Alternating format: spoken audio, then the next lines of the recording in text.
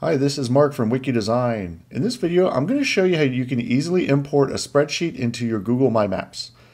So I'm going to be showing you how to import a simple Google Sheet doc like this into your Google My Maps. Now, if you're not 100% familiar with how to use Google My Maps, I created a really good tutorial right here. So if you just go to YouTube and you type in Google My Maps, it should be this one right here called Google My Maps Tutorial 2021. I'm also going to leave a card right up here so you can easily reference to this video. So you can still follow along in this tutorial if you're not using a Google Sheets. This is just the spreadsheet platform that I prefer. So if you go over into your Google My Maps and if you go to a blank layer right here, you're going to see this button right here called Learn More. So this is going to give you a little more documentation on what you can use to import different things into your map. So on the right side here, if you click under Map Features, Import Map Features, and right down here. So they give you a list of different formats that you can use to import your spreadsheet. So like I said, I'm using Google Sheet, but if you have a CSV, this will work the same way. KMZ, any of these are going to work fine.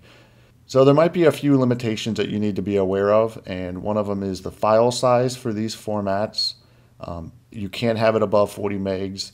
And this one right here, if you have more than 2,000 rows, this isn't going to work correctly, because what is happening is you're importing all of this data into one layer, and each layer can only have up to 2,000 rows. So if you have anything above this, this tutorial is not going to work for you. Now I'm going to jump over into the spreadsheet and show you how you have to have your spreadsheet formatted in order to import it into your Google My Maps. So in this example, I just created a very simple spreadsheet for best restaurants in Philadelphia. So I just wanted to list a few restaurants in this example to keep it simple. So to make this work correctly, you need to make sure that on your first row right here, you have at least a name. So this is going to be the name of the layer. When you import it, this is going to be the name that appears here. You need to also have a location. So in these examples, these are the exact locations for these restaurants. But this will also work if you just put in a city or a state or a country or something like that. You can do it if it's more of a broad location. And then everything else is also just optional. So if you want to have a description, or in this case, I have links, this is what's going to show up inside the pop-up window when you click the marker. So if you just want to have name and location, that's the bare minimum that you're going to need to follow this tutorial. So this spreadsheet is already saved into my Google Drive. Now they make it really easy to import that into your Google My Maps, which is why I recommend using Google Sheets. So once you're done with that, you just jump over into your map, click this button, Import. So if you're not using a Google Sheets, this is where you can upload any of these formats here. But as I said, I'm using Google Drive. And if I just select this one down here, this is going to bring in that spreadsheet. So just select that. And now you're going to be prompted with a few different things that you have to do to make this import correctly. So the first one is choose columns to position your place mark. So this is going to be location. So this is where it's going to place the markers on the Google My Map. And select a column of your title for your markers. So this is the name of the place. So this is the layer. So you would just click name right here and finish. Now it's just going to go ahead and verify that everything is working correctly, and we'll import it. And so you can see right here, it's as simple as that. These three fields are now imported as a layer under best restaurants in Philadelphia. So let me zoom out so you can actually see the markers a little bit better. And you can see right here, they're the three blue markers right here. So the next step you may want to do is, if you just want to change the way the markers look, you can just highlight over this and go and just select a different color so they stand out. Let me just do that for these three real quick. So I'll just change it to something where you can see them stand out a little more. So we got orange, green, and like the purple. And in my Google My Maps tutorial, I show exactly how to change any sort of global stylings or anything like that. So you can go ahead and follow that tutorial if you want to learn how to style these things at a global level. So let me just click on a few and make sure that they work correctly. So this is Lazzaro's, which is actually the best pizza place in the world. I've eaten a lot of pizza, and this is the best one that I have found yet. So I just wanted to throw that in there. So you can see the location came in, the description, the link.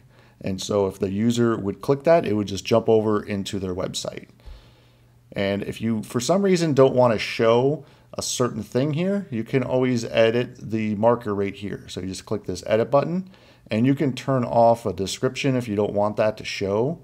And as you can see, it's no longer going to be there. But it's still going to be there in case you need to re-enable that back. So if I disable description here, and if I go to another marker, it's going to take that off as well. So it's a global setting.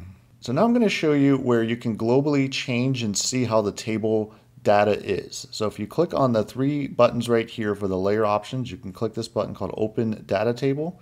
So this is going to pull up your spreadsheet in a table. So you can see right here I have the three different ones. So these match up exactly to how I have it right here.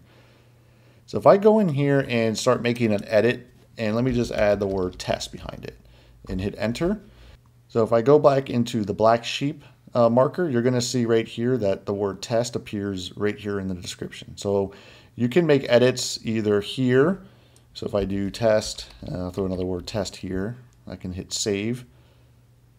And then if I go into the table data, it's going to appear right here as well. So you can see you can update these things in two different spots, but you just got to remember that if you're using this system, it's all going to be global. So now I'm going to show you what happens if you import a spreadsheet and it doesn't have an accurate location. So let me go into here and delete this layer right here. And now let me go into here under Lazaro's and let me just put in a fake address. So I'll just put in something gibberish. So we know that that's not a real address. Now I'm going to show you what happens if Google can't find the location and how you can fix this. So that spreadsheet is already saved automatically. So I'm going to go here, click Import, Google Drive, click Select, Position, you do Location again, and Name. And you can see right here, if for some reason it can't find the location for one of the markers, you're going to get this alert right here. So you just click Open Data Table, which is what we've already been using. And you see it gives you the red error right here. So you need to go ahead and actually import the address. And so in this example, I know exactly where it is because I go there quite often. So if I go over here, and if I just go ahead and select their address, go into the table, remove the gibberish, and you just hit enter afterwards, and you can see it was thinking over here, and then it updated right here. So you don't see any errors or anything like that here. So let me zoom back out, and it looks like everything is working the way it should. So you got the three right here. And what's also nice, if you have this data table open, you can go ahead and just click on the different rows so you can see that it's popping up the markers correctly. So now let's view this in the front end to see how it's going to look. So if you click this preview button, this is going to open up in a new window, and this is how it's going to look when you embed it on a website or you put it on an app or something like that. So let me just turn on and off the markers. You can see right there, that works. If I click Black Sheep, it's got the name of the restaurant, the location, description, and the link to the website. So yeah, it looks like everything is working perfectly. And that's it for this tutorial. If you like this tutorial, make sure you give it a thumbs up, subscribe to this YouTube channel, and hit that bell to receive notifications when we release new videos. Thanks again. This is Mark from Wiki Design.